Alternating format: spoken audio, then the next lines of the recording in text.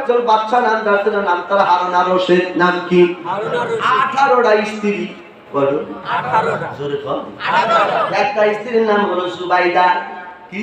জুবাইদা। একবারে কালো, দেখতে লাগে না ভালো, কিন্তু হারুন আর রশিদ তাক ছাড়া বোঝেই না।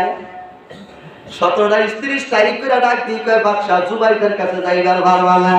বাদশাহ ডাক দিয়ে কয় ও 17 রে মারওয়ার গারো, আমি জুবাইদারে সারা বাজব না। 17টা স্ত্রী কয় পাইলা কি? একবারে কালো, শরীরেও গোস্ত নাই, কি দিয়ে আনন্দ করো। এবার হারুন আর রশিদ ডাক দিয়ে কয় বুঝাইবার পারলাম না।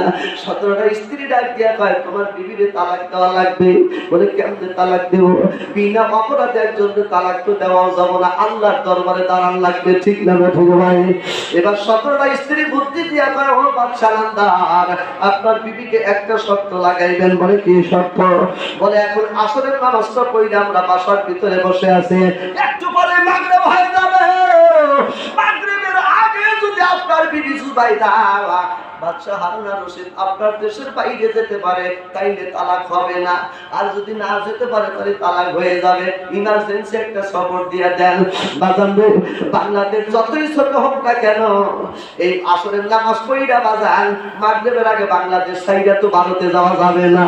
পাসপোর্টের দরকার, বিমানের টিকিট কাটা দরকার, হিলেই তো 4 ঘন্টার ব্যাপার। ঠিক না ঠিক ভাই? কেমনে বাজান পার হয়ে যাবে?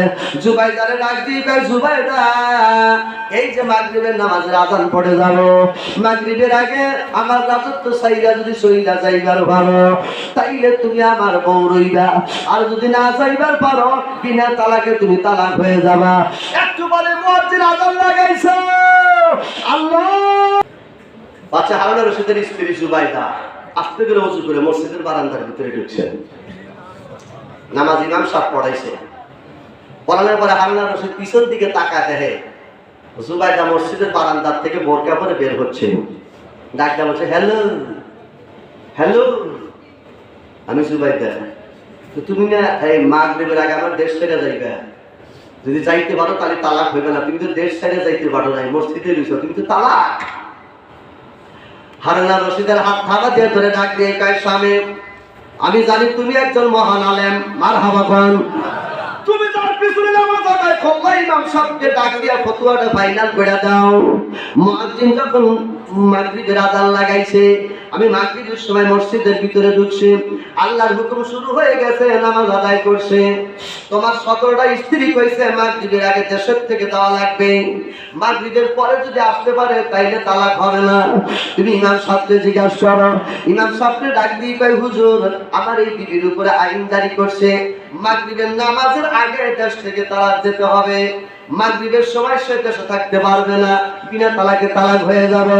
এইবার হুজুর ফতোয়া দিয়ে ডাক দিয়ে হারুন আর রশিদ রে, ইয়া আইয়ুহাল্লাযীনা আমানু ইযা নুদিয়া লিস-সালাহ,